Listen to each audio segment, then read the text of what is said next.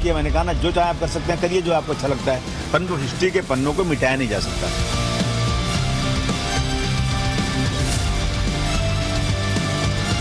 आपके chief minister को jail जाते हुए दिखाएंगे और इससे उनको ना मोदी बचा पाएगा, ना अमित शाह बचा पाएगा। हम तो इंच में लड़ाई करेंगे और दिखाएंगे। सबकी अपनी अपनी पॉलिटिक्स चल रही है बॉस, लेकिन पहले नरेंद्र मोदी ने जो सबसे गजब का काम कर दिया आज, उसके बारे में आपको बताता हूं। जिन मुगलों के नाम से हमारे इतिहास को पाट दिया गया, भाई भर दिया, उसकी नरेंद्र मोदी ने पूरी सफाई करवा दी। क्योंकि लोगों को यह बात बहुत चुभती थी कि जिन विदेशी आक्रांताओं ने भारत को लूटा, हमारे मंदिरों को तोड़ा, हम पर अत्याचार किए, उन्हें हमारे इतिहास की किताबों में महान बताया जाता था। इन अत्याचारियों को महान बताने वाले चैप्टर स्कूल्स में पढ़ाए जाते थे। जब हमने पाठशाला में मुगलों का इतिहास, सच्चा इतिहास बताना शुरू किया कि ये तो आक्रांता थे, ये तो अपने बाप को जेल में कैद कर देने वाले थे, ये तो मंदिर तोड़ने वाले थे, तो कई लोग शॉक्ड रह जाते थे कि अरे बाप रे, ये सब तो हमको पता ही नहीं था, पाठशाला से पता चला। लेकिन अब बच्चे ये सब पढ़ेंगे, ये सच जानेंगे। ये इतिहास हमको आपको पढ़ाया गया, लेकिन सच कुछ और था। और ये सच क्या है, ये अब स्कूलों में बच्चे पढ़ना शुरू करेंगे। 8वीं क्लास की सोशल साइंस की किताब exploring society India and beyond है। इस किताब के पेज नंबर 36 पर मुगल शासक बाबर के बारे में बताया गया है। बाबर को बर्बर, तुर्क, मंगोल शासक और सैन्य रणनीतिकार बताया गया है, जो समरकंद से भागकर भारत आया था। किताब में लिखा है कि 1526 में पानीपत की लड़ाई में इब्राहिम लोदी को हराकर बाबर ने दिल्ली पर कब्जा किया। इसमें लिखा है कि बाबर क्रूर और निर्दयी राजा था। उसने कई शहरों की पूरी आबादी को मार डाला था। उसने महिलाओं और बच्चों को गुलाम बनाया। उसने हजारों लोगों की हत्या करके उनके कंकालों का ढेर लगा दिया और उसे यह सब जुल्म करने पर गर्व महसूस होता था। एनसीईआरटी की किताब में बाबर की जीवनी बाबरनामा के हवाले से अब लिखा गया है कि बाबर प्राकृतिक खूबसूरती और वास्तुकला से प्रभावित होकर भारत आया था। बाद में उसे पता चला कि हिंदुस्तान में तो सोने चांदी का खूब सारा खजाना है। भारत की दौलत से प्रभावित होकर उसने वापस जाने की बजाय भारत पर राज करने का फैसला किया। आप सोचिए, जिस बाबर का मकसद ही भारत को लूटना था, जो हिंदुओं का नरसंहार करने पर गर्व महसूस करता था, उसके बारे में अब तक क्या पढ़ाया जाता रहा। 8वीं क्लास की एनसीईआरटी की पुरानी किताब है भारत की खोज, जो पिछले साल तक स्कूलों में पढ़ाई जा रही थी। उसमें बाबर के बारे में क्या लिखा था आपको पता है? कि बाबर का व्यक्तित्व आकर्षक था, वो नई जागृति का शहजादा था। बाबर बहादुर और साहसी था, जो कला, साहित्य और अच्छे रहन सहन का शौकीन था। ये पढ़ रहे थे हमारे आपके बच्चे कि बाप रे बाप, बाबर बहुत अद्भुत था। हिंदुओं को मार मार के कंकाल का ढेर लगा दिया। ये पढ़ाने में शर्म आती थी, और शर्म आती थी तो पढ़ा कह रहे थे। बाबर भारत को लूटने के लिए रुका था, यह बताने में शर्म आती थी तो पढ़ा कह रहे थे। अभी तक स्कूलों में बच्चों को बाबर की तरह ही अकबर के बारे में भी बताया गया। नरेंद्र मोदी ने वो भी चेंज कर दिया कि सच बताओ। अभी तक क्या सुना आपने कि भाई अकबर बहुत महान राजा था, अकबर द ग्रेट। लेकिन एनसीईआरटी की किताब में जो नया चैप्टर जोड़ा गया है, उसमें अकबर का कैसा चरित्र चित्रण किया गया है, अब आप इसको सुनिए। किताब में लिखा गया है कि अकबर का शासन क्रूरता और सहिष्णुता का मिश्रण था। यानी जब जैसी जरूरत पड़ी उसी हिसाब से अकबर ने अपना रंग दिखाया, कभी क्रूर रहा तो कभी सहिष्णु। किताब में यह भी लिखा गया है कि सन 1568 में चित्तौड़ के किले की घेराबंदी के दौरान अकबर ने लगभग 30,000 नागरिकों की हत्या कर दी थी और बचे हुए महिलाओं और बच्चों को गुलाम बनाने का आदेश दिया था। इसी जीत के बाद अकबर ने एक चिट्ठी लिखी थी, जिसका जिक्र भी किताब में किया गया है, जिसमें अकबर ने विजय संदेश दिया था और लिखा था कि हमने काफिरों के कई किलों, शहरों को जीतने में कामयाबी हासिल की है और हमने वहां इस्लाम स्थापित किया। खून की प्यासी हमारे तलवारों से हमने उनके दिमाग से अश्रद्धा को खत्म कर दिया है। हमने वहां से और बाकी पूरे हिंदुस्तान में मंदिरों को बर्बाद कर दिया। यह अकबर ने लिखा था, विजय संदेश। हिंदुओं को काफिर बता रहा है, खुशी खुशी बता रहा है कि मार दिए, खत्म कर दिए काफिरों को। और वो अकबर पढ़ाया गया कि अरे बहुत महान था, अकबर द ग्रेट था। नरेंद्र मोदी ने अब जाकर उसको बदला है कि पढ़ाओ ना भाई, पढ़ाओ कि अकबर ने जो अच्छा किया उसको भी बताओ, लेकिन ये तो बताओ कि कैसा था। एनसीईआरटी की नई किताब में यह भी बताया गया कि अकबर सहिष्णु क्यों था, जिसके लिए अकबरनामा का संदर्भ लिया गया है, जिसमें अकबर ने लिखा था कि पहले वो लोगों को अपने धर्म में जबरन लाकर इस्लाम कबूल करवाता था, लेकिन जैसे जैसे ज्ञान बढ़ा उसे शर्म आने लगी। अकबर ने लिखा था कि जब वो खुद मुस्लिम नहीं था तो दूसरों को जबरदस्ती मुसलमान बनाना अनुचित था। किताब में यह भी लिखा गया है कि अकबर ने अपने 50 साल के शासनकाल के आखिरी 15 सालों में दोबारा से क्रूर नीतियों को अपनाया और कश्मीर और सिंध से लेकर अफगानिस्तान तक सैन्य अभियान चलाए। यह अकबर की वो सच्चाई है जो अब बच्चे पढ़ेंगे, फिर डिसाइड करें कि महान द ग्रेट अकबर मानना है या नहीं मानना है, लेकिन पूरा तो बताओ।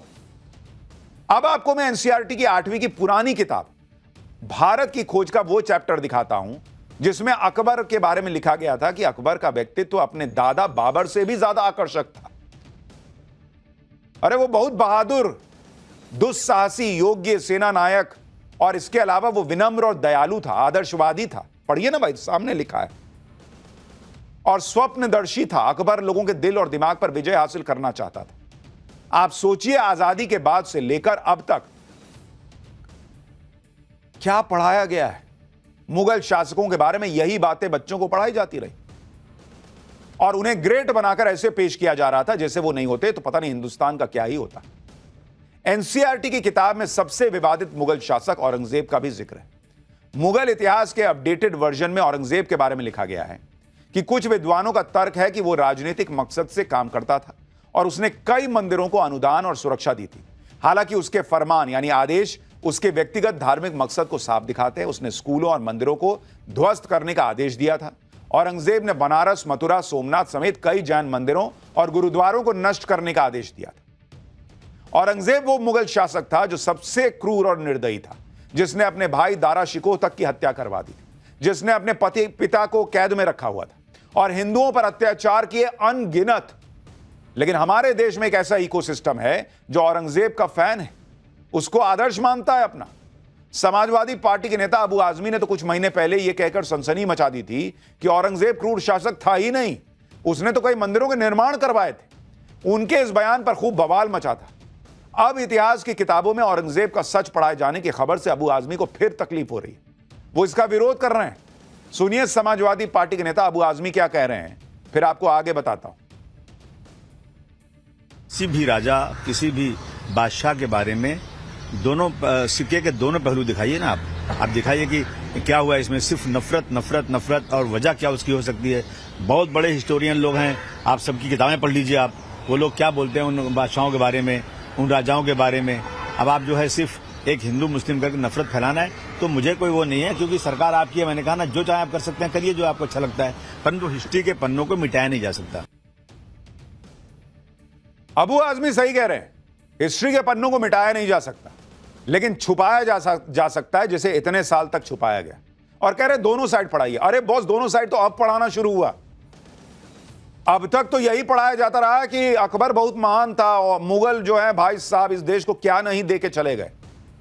कितने हिंदू राजाओं का नाम पता है इस देश में? बच्चों को जरा पूछिएगा। अकबर तो लोगों को पता है, शाहजहां पता है, बाबर पता है, औरंगजेब पता है। कितनों को चोल राजाओं के बारे में पता है? बताइए। जिन्होंने पाठशाला देखी होगी उनको पता होगा, वरना ढेला किसी को नहीं पता था। चोल राजा, हमने आपको पाठशाला में बताया था कि भाई साहब मुगलों के से हर मामले में 10 कदम आगे थे। उनकी अपनी नेवी हुआ करती थी। क्यों नहीं पढ़ाया? कितनों को चोल राजा पता है? कितनों को ढंग से छत्रपति शिवाजी महाराज के बारे में बताया? संभाजी महाराज के बारे में तो अभी फिल्म आई, तब देश को पता चला कि औरंगजेब ने उनके साथ क्या किया था। पढ़ाते ना कूट कूट के, जैसे मुगलों के बारे में पढ़ा रहे थे, झुट्ठे। अबू आजमी नहीं, कांग्रेस नेताओं को भी मुगल इतिहास में सुधार से दिक्कत है।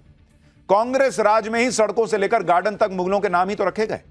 मुगलों का महिमा मंडन करके ही कांग्रेस ने मुस्लिम वोटों की अपनी राजनीति को साधा। इसलिए मुगल शासकों की सच्चाई दिखाने का विरोध कांग्रेस के नेता भी कर रहे हैं।